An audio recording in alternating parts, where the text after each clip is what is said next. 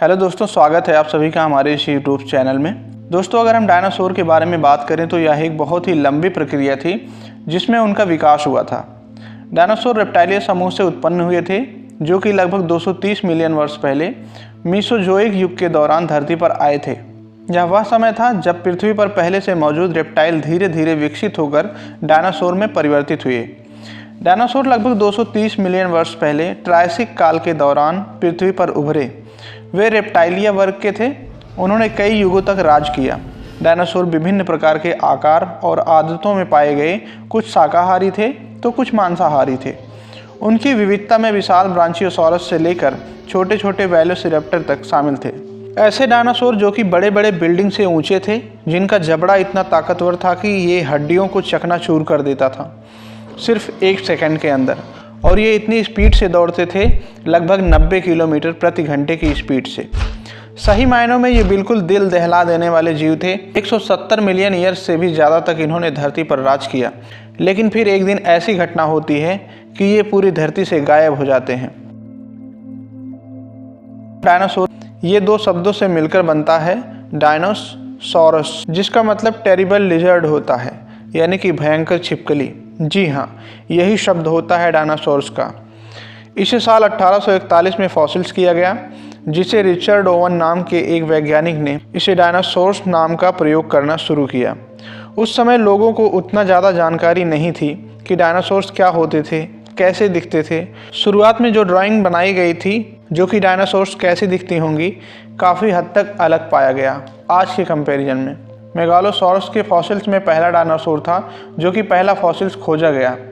कई दशकों बाद जैसे जैसे रिसर्चर्स को जैसे ही और जानकारी पता चली इसके बारे में, आज के दौर में लगभग 10,000 से भी ज़्यादा फॉसिल्स खोज कर निकाला गया है, जो कि दुनिया भर में पैलियोंटोलॉजिस्ट के द्वारा, जिसमें से लगभग 900 से ज़्यादा स्पीसीज को आइडेंटिफाई किया। दोस्तों, साल 2003 से लेकर 2024 तक ऑन एवरेज हर साल लगभग 45 नई स्पीसीज को खोजा जाता है डायनासोर्स के।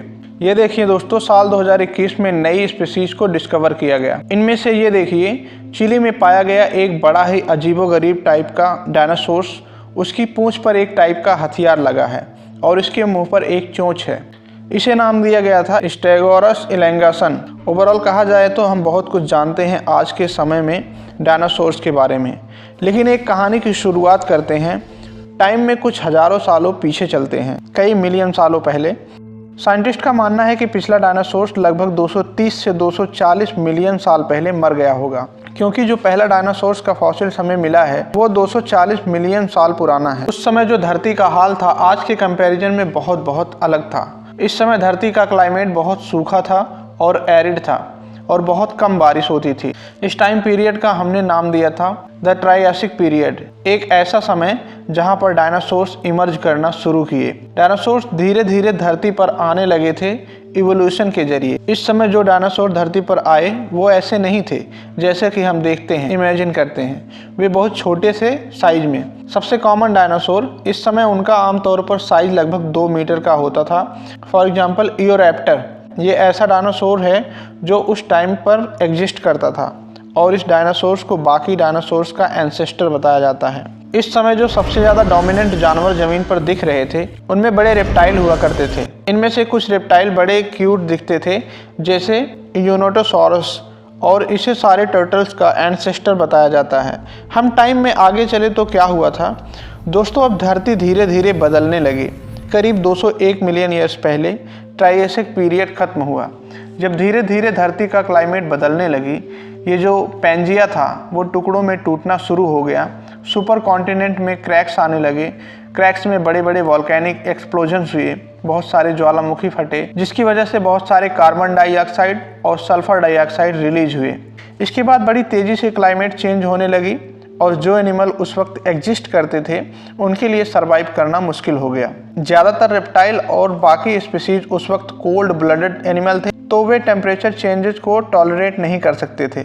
लेकिन जो डायनासोर्स थे वो वार्म ब्लडेड थे, इंसानों की तरह। डायनासोर के लिए टेम्परेचर चेंज को टॉलरेट करना आसान रहा।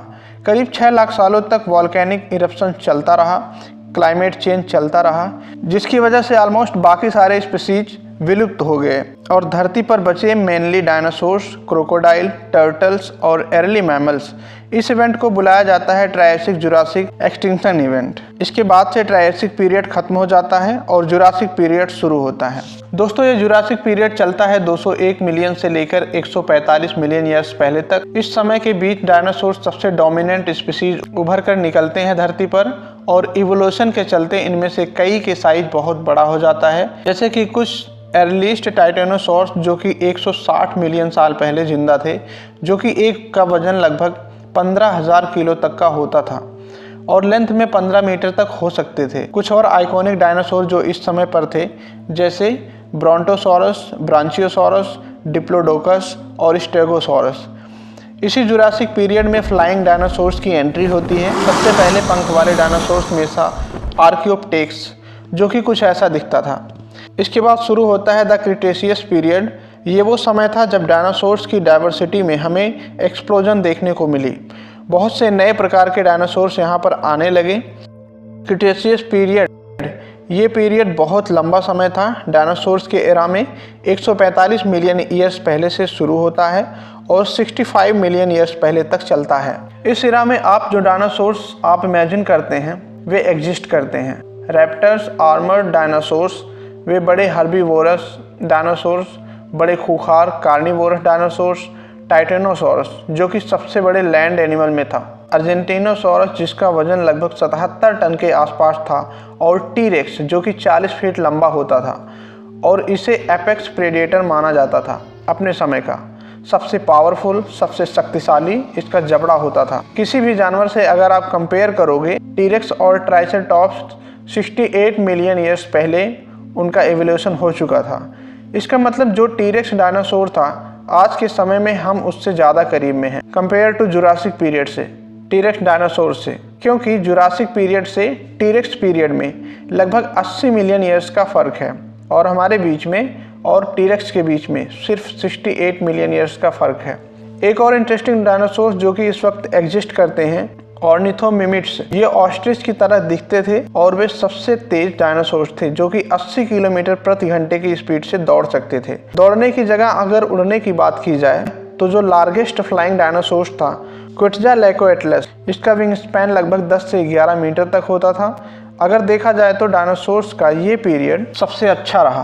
क्लाइमेट इन्हें फेवर कर रहा था, नए नए स्पीसीज के एवोल्यूशन होने लग रही थी और कोई और एनिमल स्पीसीज नहीं थी जो इनसे कम्पीट कर पाए। तो ये बड़े आराम से धरती पर राज कर रहे थे, सब कुछ अच्छा चल रहा था, अंटिल एक दिन कुछ ऐसा होता है कि हमेशा हमेशा के लिए डायनासोर्स खत्म हो जाते हैं धरती से। एक बड़ा सा एस्टेरॉयड जिसका साइज लगभग 10 से 15 किलोमीटर का रहा होगा, धरती की तरफ तेजी से बढ़कर आता है और धरती से टकरा जाता है। ये होता है आज से करीब 66 मिलियन ईयर्स पहले, और यही एस्टेरॉयड स्ट्राइक क्रिटेशियस पीरियड को भी खत्म कर देती है। और दोस्तों, इस एस्टेरॉयड की स्पीड थी 30 किलोमीटर पर सेकेंड और ये धरती पर मैक्सिको के युकाटन पेनिनसुला में जाकर टकराता है। जब ये एस्टेरॉयड धरती पर टकराता है, एक बड़ा सा गड्ढा बन जाता है लगभग 180 किलोमीटर के डायमीटर में। इतना बड़ा धमाका था कि इसके आसपास जो कुछ भी था सब पलक झपकते ही खत्म हो गया। इस इम्पैक्ट की वजह से बहुत सारी मिट्टी उड़ती है और बहुत गर्म हो जाती है और धूल बारिशों की तरह बरसता है बाकी के एरिया में। पूरी धरती पर जो तापमान था वो कई घंटों तक, कई गुना तक बढ़ जाता है, कई डिग्री सेल्सियस। इस एरिया के हजारों किलोमीटर की रेंज में जो भी जानवर थे वो जिंदा पक जाते हैं इस गर्मी से। ऐसा माना जाता है कि छोटे छोटे एनिमल ही सरवाइव कर पाए इस अचानक के ब्लास्ट में। कुछ जीव तो धरती के अंडरग्राउंड में, तो कुछ पानी के अंदर रहकर और कुछ केव के अंदर रहकर। इसके बाद शॉक्स वेव आते हैं, हीट पल्स आते हैं और लगभग हजारों किलोमीटर में वाइल्ड फायर देखने को मिलती है। जंगलों में और बड़े बड़े सुनामी आते हैं, लगभग 2 किलोमीटर ऊंची सुनामी, और ये वॉल्केनिक इरप्शंस फिर से देखने को मिलती हैं। एसिड रेन होने लगती है और बहुत ही तगड़े भूकंप आने लगते हैं। हवा में डस्ट के जो पार्टिकल्स रहते हैं, इसकी वजह से पूरी धरती से सनलाइट ब्लॉक हो जाती है अगले 1 साल के लिए। प्लैनेट पर एक न्यूक्लियर विंटर्स आ जाती है, तापमान बहुत ही तेजी से नीचे गिरने लगता है और दोस्तों अनुमान लगाया जाता है कि अगले 3 सालों तक फ्रीजिंग टेम्परेचर धरती पर रहती है, जिससे कई सारे एनिमल्स और प्लांट मारे जाते हैं। क्योंकि 1 साल तक सनलाइट ब्लॉक था, इस वजह से फोटोसिंथेसिस करना कितना इम्पॉसिबल हो जाता है प्लांट्स के लिए। प्लांट्स खत्म होते हैं और इनके खत्म होते ही जो भी हर्बीवोरस जो एनिमल थे वो मर जाते हैं, क्योंकि इनके पास खाने को कुछ भी नहीं बचा था। और इसी वजह से जो कार्निवोरस जानवर थे वो भी मर जाते हैं। एक टाइप का चेन रिएक्शन यहाँ पर होता है, और जो भी छोटे जानवर बच पाते हैं वो ओमिनोवोरस एनिमल थे, जैसे मैमल्स, छिपकलियाँ, टर्टल्स और कुछ पक्षियाँ। ये जानवर इसलिए बच जाते हैं क्योंकि ये अपना सरवाइव कर सकती थी। जो भी मरे हुए जानवर थे और कुछ फंगस और ज़मीन पर उग रही तरह तरह के प्लांट का जो मैटर था उसे ही खाने लग रही थी। छोटे जानवरों को एक लंबा समय मिल पाता है जीवित रहने के लिए।